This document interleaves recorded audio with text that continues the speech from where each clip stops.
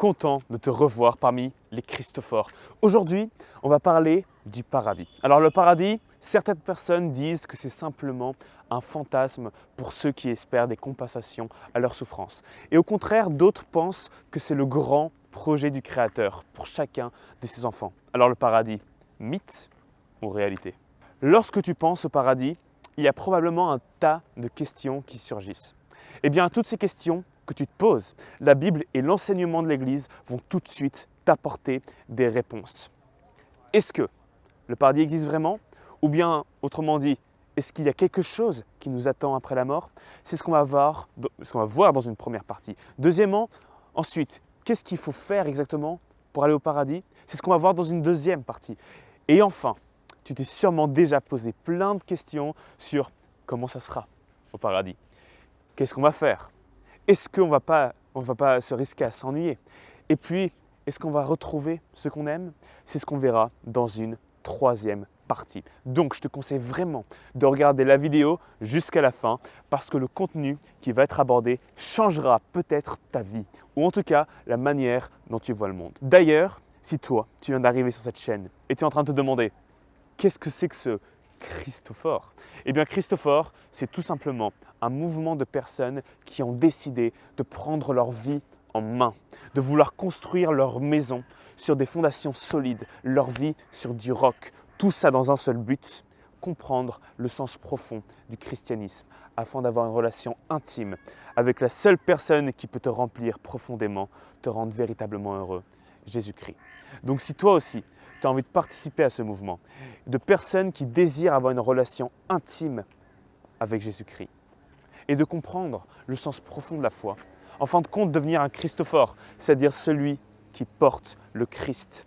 Tout ce que tu as à faire, c'est maintenant tout de suite d'aller juste en dessous de la vidéo et d'appuyer sur le bouton rouge « S'abonner » et d'appuyer sur la cloche grise. Il faut que tu t'appuies sur les deux boutons, comme ça tu pourras recevoir chaque semaine une nouvelle vidéo qui sera mise en ligne. Et sans plus attendre, plongeons maintenant dans le vif du sujet. Premièrement, est-ce que le paradis existe? On s'est tous déjà demandé, mais au fait, est-ce que le paradis, ça existe vraiment? Et qu'est-ce qui me prouve qu'il y a vraiment quelque chose après la mort?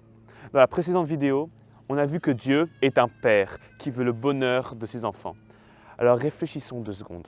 Dieu d'un côté, il est tout-puissant, et d'un autre côté, il nous aime infiniment. Alors comment peut-il choisir de nous laisser disparaître dans le néant à la fin de notre vie? C'est absurde. Si Dieu nous a créés, c'est qu'il a un projet pour nous. Il nous a certainement donné un but à atteindre. Et quel but? Eh bien, tout simplement, le connaître, le voir face à face. Mais après tout, Dieu, on ne l'a jamais vu. Alors qu'est-ce qui nous prouve que c'est vrai toute cette histoire de paradis? Eh bien, l'existence du paradis, ce n'est pas nous qui l'avons inventé, ce n'est pas moi, mais c'est Dieu lui-même qui nous l'a révélé. À quel moment? Eh bien, lorsqu'il est venu sur la terre en la personne de Jésus. Si tu parcours l'Évangile, tu pourras te rendre compte que Jésus parle souvent du paradis. Il l'appelle le royaume des cieux, les cieux, le ciel, les demeures éternelles, la vie éternelle. Je te donne un exemple parmi d'autres où Jésus parle du paradis. C'est sur la montagne, près de Capharnaüm. Il y a une grande foule qui s'est rassemblée devant lui et il leur dit « Réjouissez-vous et soyez dans l'allégresse, parce que votre récompense sera grande dans les cieux. » Jésus, il parle souvent du paradis, mais il ne s'est pas seulement contenté de paroles pour nous montrer que la mort n'avait pas le dernier mot et qu'on est tous appelés à la vie éternelle. Il est lui-même ressuscité. Et grâce aux paroles de Jésus et au témoignage de la résurrection, les premiers chrétiens ont tout de suite considéré que le ciel était leur destination finale. Et ça, c'est écrit partout dans la Bible. C'est vraiment pas moi qui l'invente. On le retrouve dans la deuxième épître aux Corinthiens. Nous le savons, même si notre corps est détruit, nous avons un édifice construit par Dieu, une demeure éternelle dans les cieux. Dans l'épître à Tite, nous avons l'espérance de la vie éternelle, promise depuis toujours par Dieu et qui ne ment pas. Et on peut le voir enfin dans l'Évangile selon saint Jean. Telle est la promesse que Jésus nous a faite, la vie éternelle. Donc vraiment, tout ça c'est pour te dire que Jésus nous a révélé qu'on n'était pas appelé à mourir, mais à quelque chose de bien plus grand et bien plus beau. On est appelé à la vie éternelle. Et ça, tous les premiers chrétiens ont commencé à transmettre cette espérance. Et cette espérance, elle s'est transmise jusqu'à nous, 2000 ans plus tard, jusqu'à toi et moi qui sommes ensemble aujourd'hui. Dieu ne nous a pas seulement créés pour une dizaine d'années sur la terre, et puis bam, c'est rien, c'est fini, la mort, le néant. Non, ce qu'il a prévu pour nous, c'est rien de moins que l'éternité avec lui, au ciel, être éternellement avec l'amour même, être éternellement heureux. Maintenant, passons à la deuxième question. Qu'est-ce qu'il faut faire exactement pour aller au paradis? Ce bonheur sans fin que Dieu a prévu pour nous tous. Comment on peut y accéder? Eh bien, Jésus nous donne lui-même la réponse dans l'Évangile selon saint Jean. Il dit deux choses fondamentales. Voilà la volonté de mon Père, que celui qui voit le Fils et croit en lui ait la vie éternelle. Et moi, je le ressusciterai le dernier jour. Et il dit, mes brebis écoutent ma voix. Moi, je les connais et elles me suivent. Je leur donne la vie éternelle. Qu'est-ce que ça veut dire? Eh bien, ça veut dire que pour accéder au paradis, il faut mettre sa confiance en Jésus et marcher à sa suite. Et marcher à sa suite, ça veut simplement dire vivre comme lui nous a dit de vivre. Et on peut le résumer en une phrase si simple, mais si belle. Aimer son prochain. Et maintenant, je vous donne un commandement nouveau. Aimez-vous les uns les autres comme je vous ai aimé.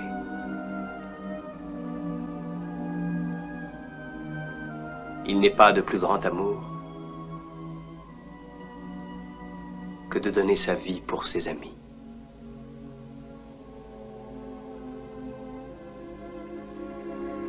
Et si vous vous aimez les uns les autres, tout le monde reconnaîtra que vous êtes mes disciples. Dieu est amour. Et c'est en aimant de la même manière que Dieu nous aime qu'on peut se rapprocher de lui et se préparer à vivre éternellement avec lui.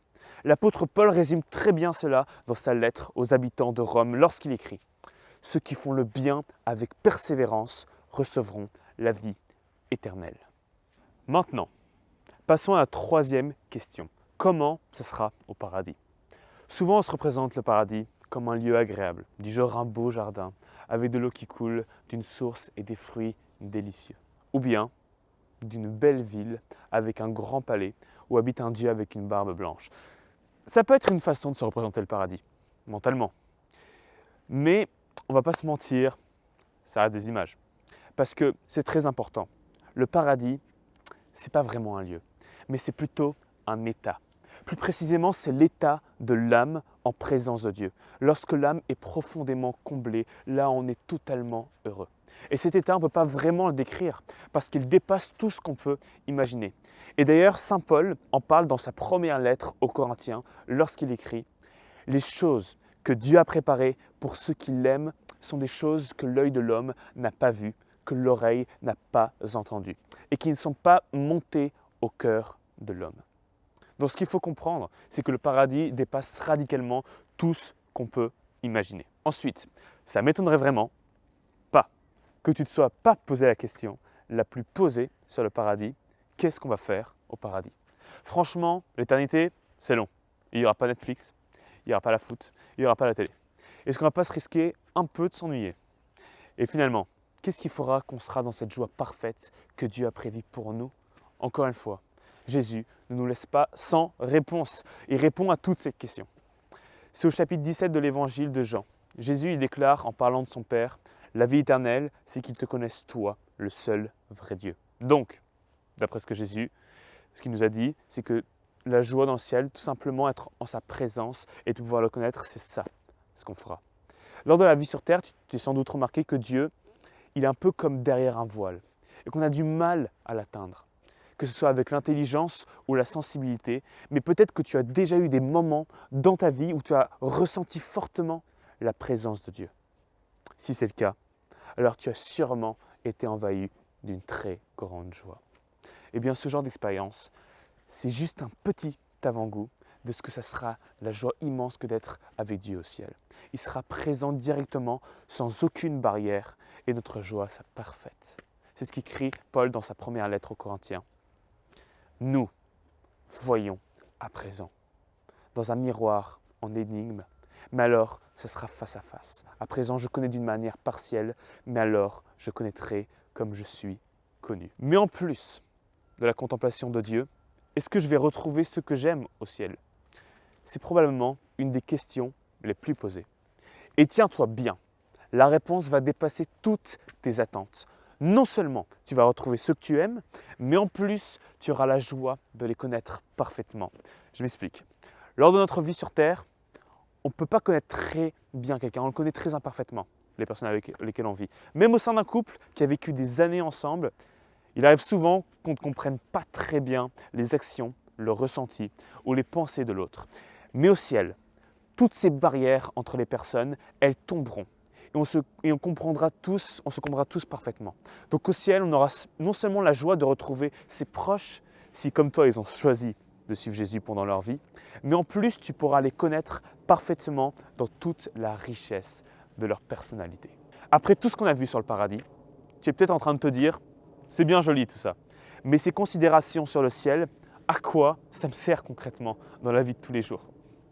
C'est vrai, on peut se dire, à quoi bon perdre du temps à réfléchir à la vie après la mort?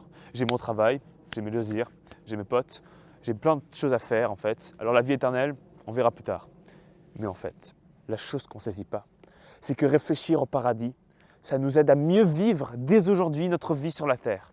D'abord, penser au paradis, ça nous aide à ne pas avoir peur de la mort. Dieu nous a promis la vie éternelle, donc plus besoin d'avoir peur.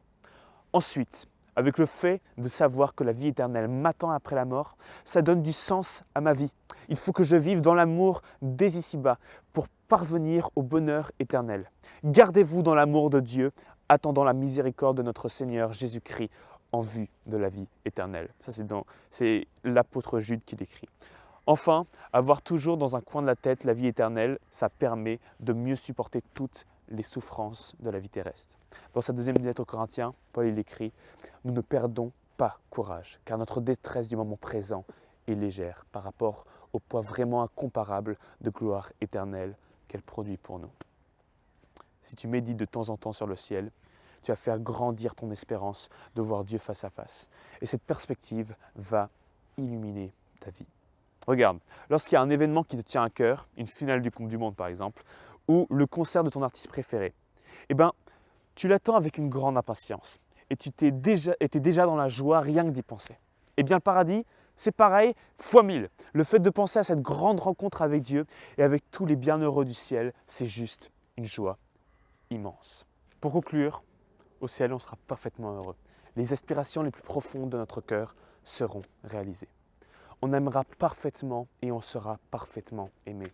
On verra Dieu face à face. Et connaître Dieu, c'est la seule joie qui peut véritablement combler le cœur de l'homme. C'est pour ça qu'on peut répéter avec saint Augustin, « Tu nous as fait pour toi, Seigneur, et notre cœur ne peut avoir de paix jusqu'à ce qu'il se repose en toi. » Et c'est pour ça qu'à la messe, chaque dimanche, tous les chrétiens proclament « Nous croyons à la vie éternelle ».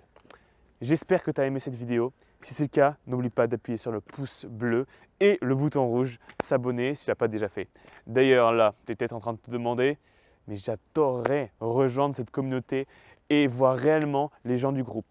Eh bien, j'ai une bonne nouvelle à t'annoncer, c'est possible. On se retrouve tous les lundis soirs à la paroisse Notre-Dame de l'Assomption de Passy à 20h30 pour parler et discuter autour de textes avec des questions. Après, il y a le père qui fait un petit topo, et à la fin, une bière et un petit apéro de prévu très sympa pour tout le monde pour se rencontrer. Donc si tu es intéressé, envoie juste un mail à l'adresse mail en dessous dans la description avec ton nom et prénom en disant simplement que tu souhaites venir à Even. Je te souhaite une bonne semaine et je te retrouve la semaine prochaine pour une nouvelle vidéo.